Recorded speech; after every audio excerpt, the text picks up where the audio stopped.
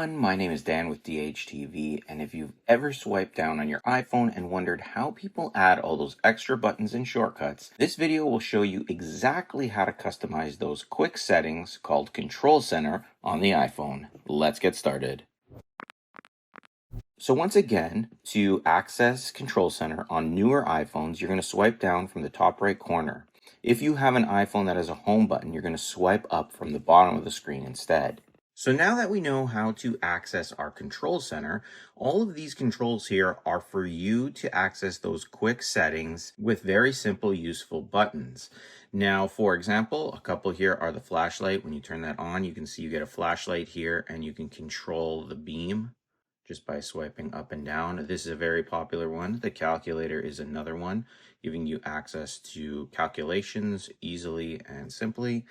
And then you have volume controls, your connection controls, your media that's playing at the top there as well. So you could go through each and every one of these options to see how they work for you. And all of these options, for the most part, are available in the general full settings application as well. But now I want to show you how to customize the Control Center by adding new controls, removing controls, and organizing your controls throughout the Control Center. So the first thing you need to do is pull down to access Control Center like we have here. Now there's two ways to access the controls. You can tap this little plus up here, which will allow you to open up the list of controls, which will turn your controls into its customize or organization mode. Now from here, you can just tap add a control down here and it'll bring up all the controls that you have available to you that you can add to your Control Center. Now, one of the most popular ones to add is a low power mode. This is going to allow you to set your iPhone to low power, and to add it, you just tap on it and it'll add it in on your Control Center. I have two, that's okay. And now anytime I need to access the low power mode, I can tap it and it'll put my iPhone in a lower power mode so I can conserve the battery. Go through all of these controls. There's a whole bunch of them here. You can see it just endless almost. And if you want to search for a control, maybe you're looking for something specific, just tap in the search box and then start typing on the keyboard and it'll pull up those options for you. Once you've added in all your controls, you'll have a look like this, and you can just drag them around to organize them in different areas if you want to make it a little more custom to how you like it. You could even move these larger ones if you'd like as well into different areas and so on. But I tend to leave things fairly similar to how they are when you first get the iPhone, just like this. And then I just let my new ones that I add in go towards the bottom. If you want to delete or remove any of these controls, it's very simple as well. The little minus beside it, as you see, I have two of the low power mode. I'm just going to tap on that minus. It'll remove the control, and you can always add them back by tapping on that add control. Just tap away and it'll confirm your setup for your Control Center here, and it'll be now active for you to use.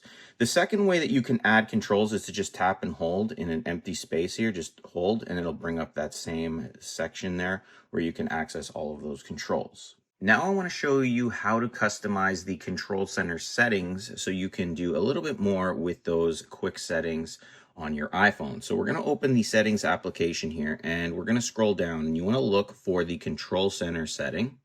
Give that a quick tap. And the only one that you really have here is the access within apps. So as it stands right now, anytime you have an app, even if you're in the camera app here, you can always swipe down to access Control Center and you'll see things like that at the top.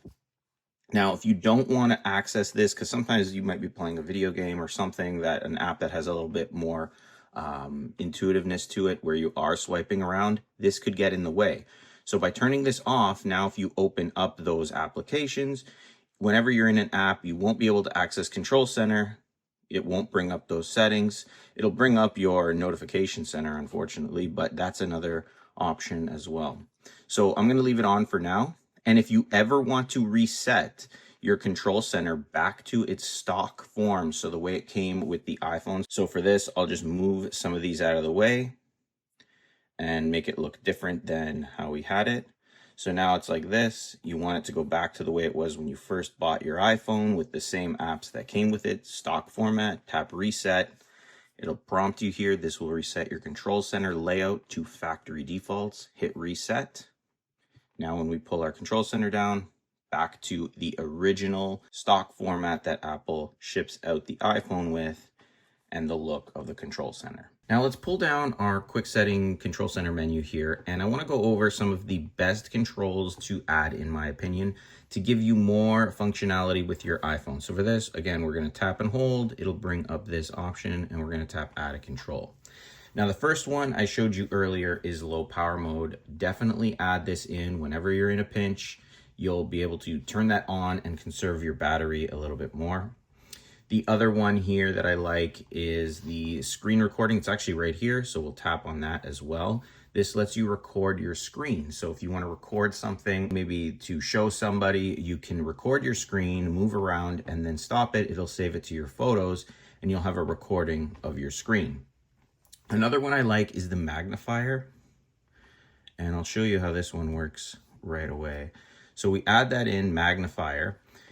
There are times when you're trying to zoom in on something, and rather than opening up your camera app, you can use this magnifier app. So it opens that up, and now you have this ability to zoom in super deep on anything that's on in front of your camera here, and you have these options here to capture, customize some settings.